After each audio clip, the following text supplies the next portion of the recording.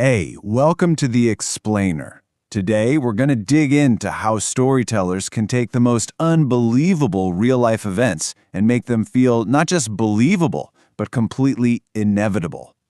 We'll do it by looking at two tragedies where absolute confidence led to total disaster. So, let's just jump right in. How does this happen?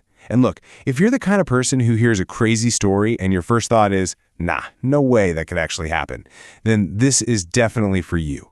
We're going to break down the storyteller's playbook for making these tragedies feel chillingly real. So, where does a story like this even begin? Well, it all starts by getting you hooked from that very first sentence. They use this classic, super effective technique to create something called a curiosity gap. And bam, there it is. That's the hook.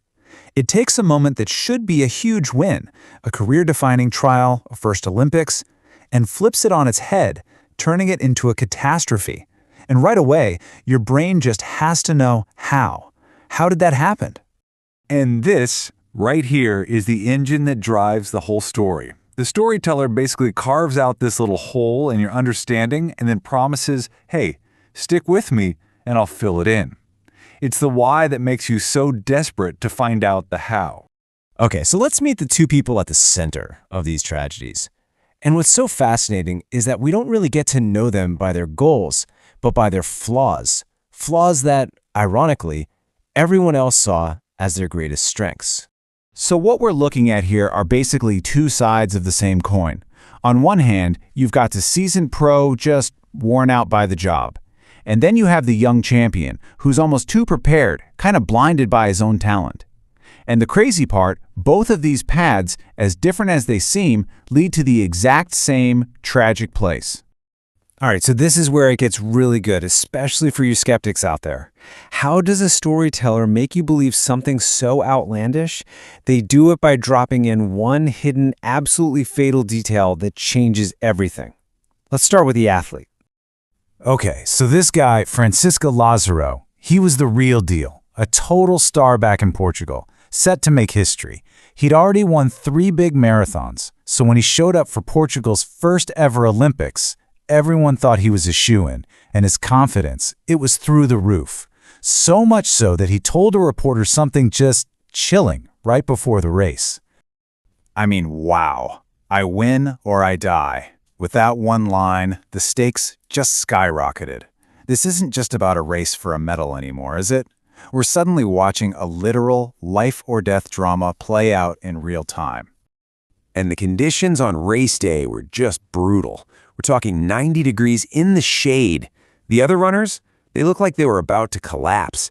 But Lazaro, something was different about him. Something was off. You see, while everyone else is just pouring sweat, drenched, Lazaro isn't sweating at all.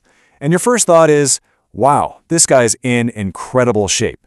He looks cool, calm, totally in control while his competition is literally melting. A sign of perfect preparation, right? Nope. Absolutely not. That detail, the one that made him look like a superhero, that was actually the sign that his own preparation had turned against him. It had become a poison. And this is the twist that makes you never forget the story. And here it is. This is how the storyteller closes that knowledge gap. For anyone thinking, how is that even possible? This is the answer. Suet, an animal fat he used as a sunscreen.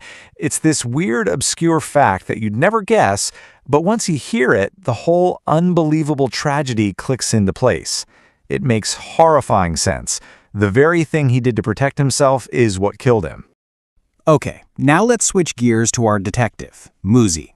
We're going to see the exact same pattern play out, but this time the fatal flaw isn't physical hubris. It's something way more relatable, pure, crushing exhaustion. I mean, just look at this list.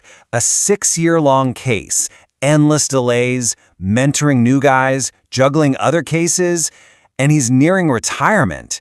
The key takeaway here is that he walked into the biggest moment of his career totally spent. He was running on fumes. So there he is in a hot courtroom, and he just nods off for a second. The sound of chairs scraping jolts him awake, and he drops the key piece of evidence. A moment later, a massive bang rips through the courtroom. He looks up and sees the prosecutor he deeply respected, Adelaide, on the floor, bleeding from a fatal wound. So, again, for the skeptic in you, there was no gunman, no one attacked her, so what on earth just happened? This is that second knowledge gap. And the answer, again, is a detail you would never ever guess. It's not biology this time. It's bureaucracy. It all came down to a police procedure. Because the trial took 6 long years, the evidence, including a shotgun, had to be returned to the victims. When it came back to court, nobody rechecked it. It was still loaded. And Muzi, in his exhausted state, accidentally fired it. A small, boring, bureaucratic rule becomes the key to the entire disaster. The very piece of evidence he worked 6 years to get into that courtroom became a weapon. Okay, so what can we pull from these two stories? What's the pattern here? When you really break it down, there's a clear, almost mathematical formula for building these kinds of unforgettable, dark stories. It's basically a 3-step recipe. First, you start with that irony hook, a moment of triumph that's actually a disaster. Second, you humanize the expert. Give them a relatable fatal flaw, like arrogance or just plain exhaustion. And third, you drop the twist. You close that knowledge gap with a weird, surprising detail that explains everything. Those 3 steps are what turn a sad story into a powerful lesson about the trap of confidence. And that's why these stories hit so hard, right? They're not just random accidents. They tap into something deeper, our own ideas about what it means to be good at something, to be prepared, to be confident in our own skills. It's the irony. It's that haunting, chilling thought that sometimes the very steps we take to guarantee success through confidence and meticulous preparation are the ones that walk us right into our own downfall.